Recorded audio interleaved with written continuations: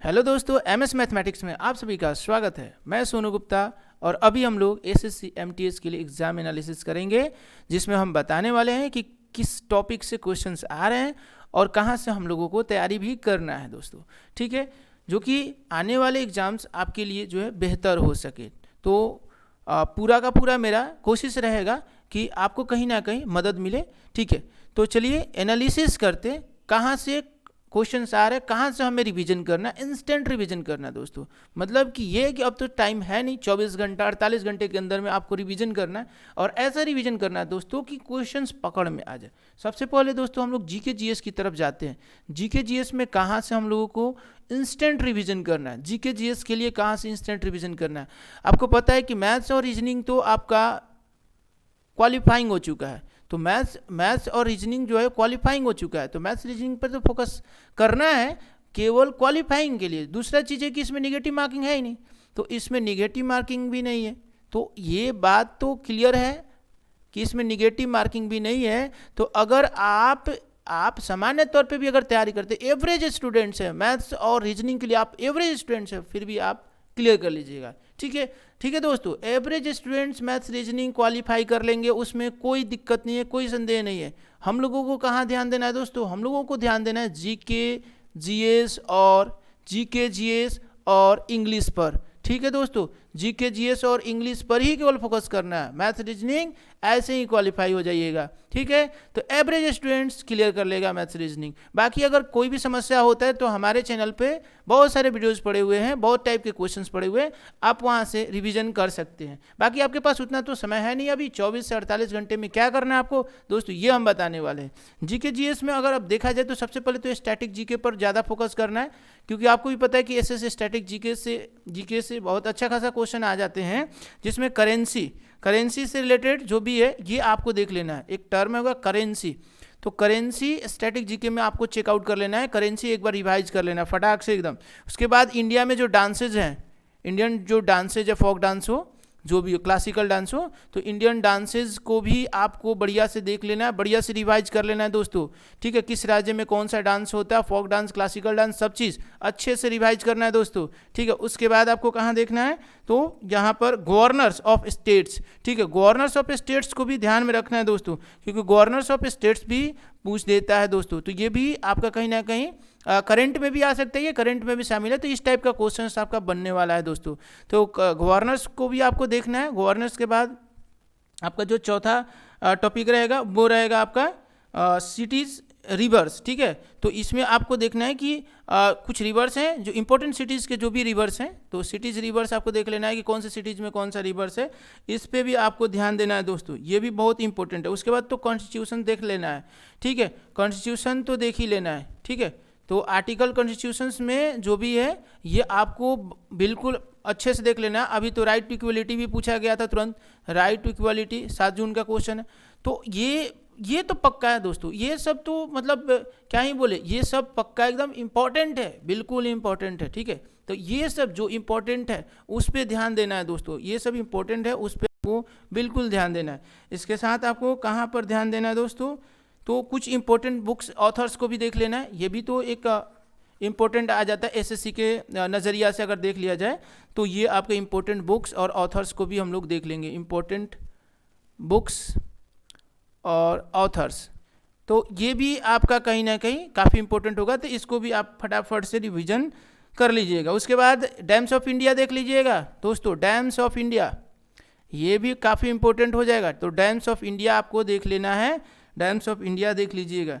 ठीक है, उसके साथ आपको क्या देखना है, इंपॉर्टेंट डेज, तो थोड़ा सा इस पर भी ध्यान दीजिएगा, क्योंकि ये भी कभी ना कभी आने वाला ही है। इंपॉर्टेंट डेज आपको देख लेना है, कौन से दिन क्या मनाया जाता है।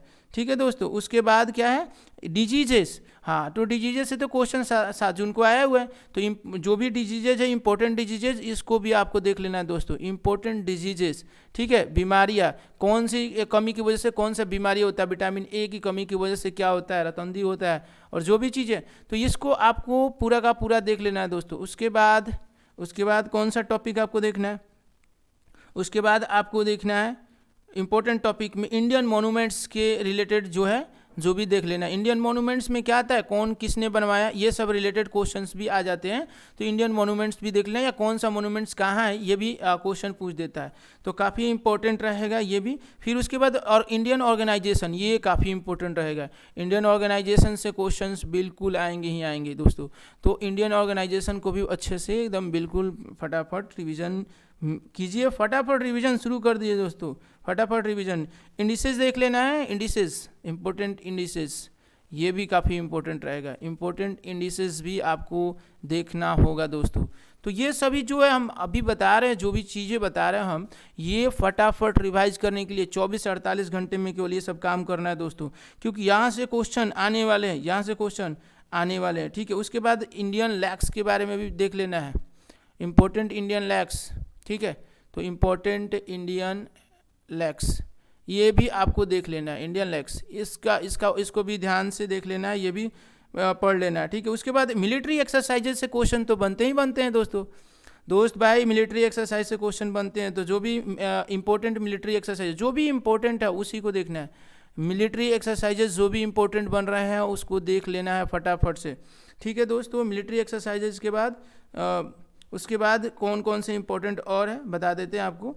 और रिवर्स, इंपॉर्टेंट रिवर्स तो देखना है, ठीक है। हाँ, स्पोर्ट्स में टूर्नामेंट्स थोड़ा देख लीजिएगा, कुछ इंपॉर्टेंट जो लगेंगे आपको, स्पोर्ट्स टूर्नामेंट्स जो भी आपको इंपॉर्टेंट लगे, आपके नज़रिया से जो इंपॉर्टेंट लगे उसको आपको फटाफट से देख लेना है, फटाफट से रिवीजन कर लेना है। उसके अलावा स्टेडियम्स, इंडियन स्टेडियम्स को ही, इसको तो देखना ही है, इंडियन स्टेडियम कौन सा कहाँ स्टेडियम है, ठीक है, इसको पक्का एकदम रिवाइज कर लेना। उसके बाद 17 नंबर टॉपिक हम लोग क्या देखेंगे, 17 नंबर में इंपॉर्टेंट टेम्पल्स ऑफ इंडिया।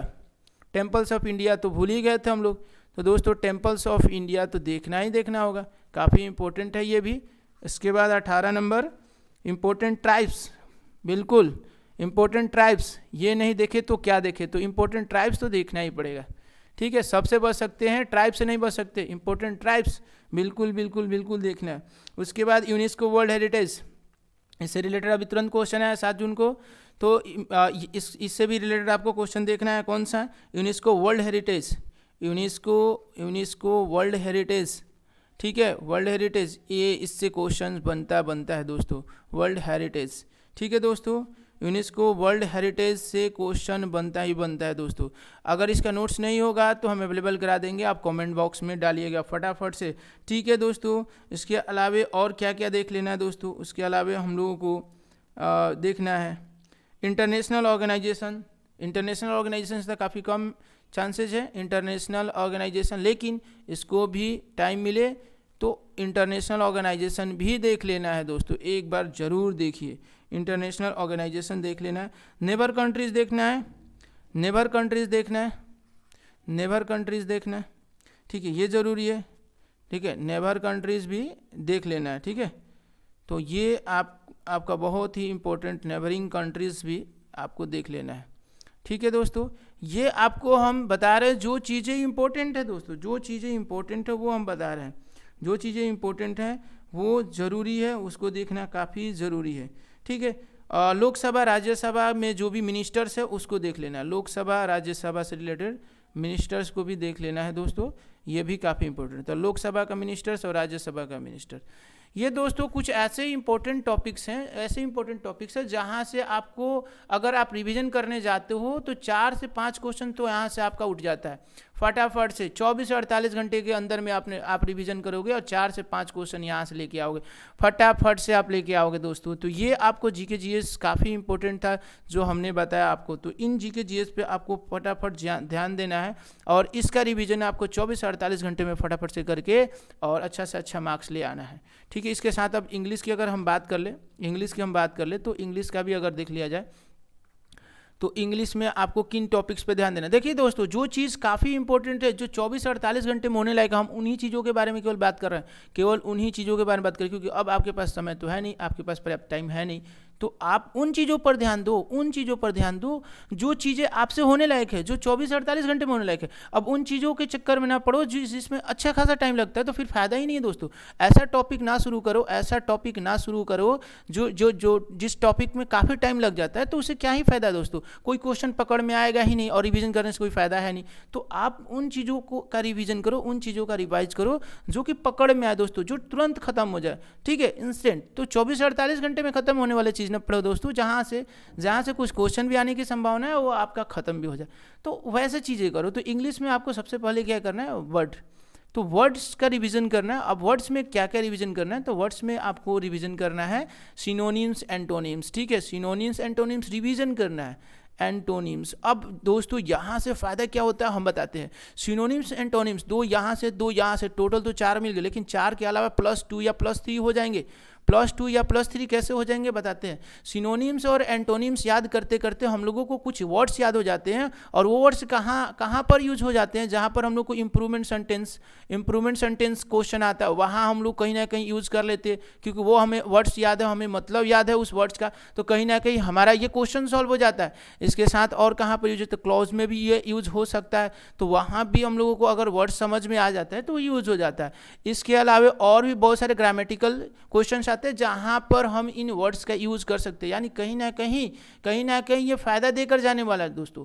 तो वर्ड्स में सिनोनिम्स एंटोनिम्स 2 4 आ रहे हैं या 3 भी आ रहे हैं, इसके अलावा ये +2 देगा। अगर हम केवल वर्ड्स को भी पढ़ते हैं तब भी +2 देगा ही देगा दोस्तों। ये बात बिल्कुल क्लियर कर लेना है। इसके साथ आपको क्या करना है दोस्तों, ये बता रहे हैं। इसके साथ आपको वन वर्ड सब्स्टिट्यूशन जो है, वन वर्ड सब्स्टिट्यूशन का रिवीजन करना है, वन वर्ड सब्स्टिट्यूशन का रिवीजन करना है, ठीक है, वन वर्ड सब्स्टिट्यूशन का रिवीजन करना है एकदम बिल्कुल। इडियम फ्रेजेस ये तो बिल्कुल ही इडियम फ्रेजेस को भी रिवीजन में ही डालना है दोस्तों। यहाँ से भी कहीं ना कहीं 4 से 5 आपका मिल जाएगा, उधर 4 हुआ इधर 5 हुआ, कुल मिलाकर 9 हो जाएंगे, ठीक है दोस्तों। तो ये जो चीज़ें हम बता रहे हैं, ना वो काफ़ी इंपॉर्टेंट है। ये तो वर्ड से रिलेटेड है, ये तो वर्ड पावर है केवल। तो आपको वर्ड पावर अगर हम अगर वर्ड्स पढ़े उसका मतलब समझे, तो कहीं ना कहीं 5 जो क्लाउज में आ गया वहाँ से भी कुछ ना कुछ तो मिल ही जाएगा, वो कुछ ना कुछ दे के ही जाएगा, क्योंकि हम वर्ड्स पढ़ रहे हैं, मतलब समझेंगे तो और भी क्वेश्चंस बनेंगे। ग्रामर के चक्कर में मत पढ़ना दोस्तों, लास्ट में कभी ग्रामर के चक्कर में ना पढ़ो ही तो सही है, ये मेरा सलाह है। ग्रामर के चक्कर में बिल्कुल ही ना पढ़ो, सुन लो पहले, वर्ड्स रिवीजन करो, वन वर्ड सब्स्टिट्यूशन करो, इडियम फ्रेजेस करो, ठीक है, सिनोनिम्स एंटोनिम्स करो, ये सभी चीज़ें करो, ठीक है। स्पेलिंग मिस्टेक्स तो हम भूल ही गए, स्पेलिंग मिस्टेक्स में भी तो 2 क्वेश्चन आ जाते हैं ना, तो वो भी तो वर्ड्स में आ गए ना दोस्तों, स्पेलिंग मिस्टेक्स भी तो वर्ड्स में आ गए। तो ग्रामर के चक्कर में पढ़ो ही ना मत। हमने क्या बोला, ग्रामर के चक्कर में पढ़ो ही मत। ग्रामर में बहुत सारे टॉपिक है, हजारों टॉपिक है भाई, टॉपिक्स कौन से पढ़ोगे, लास्ट में क्या करोगे, कुछ नहीं, कोई ऑप्शन ही नहीं है। सीधे वर्ड्स उठाओ, पढ़ना शुरू करो, बस इंग्लिश का रिवीजन यही चलेगा। हम बता रहे दोस्तों कि आप बहुत बेहतर करके आओगे, मेरी बात मानो, ये सभी चीज़ें करो, ठीक है। तो चलो इसी के साथ ये तक हम वीडियो को रखते हैं, काफ़ी लंबा हो गया, ठीक है। ये मेरा जो भी है टिप्स आपको ज़रूर काम आएगा, आप ज़रूर इसके यूटिलाइज़ कीजिए, ठीक है। धन्यवाद।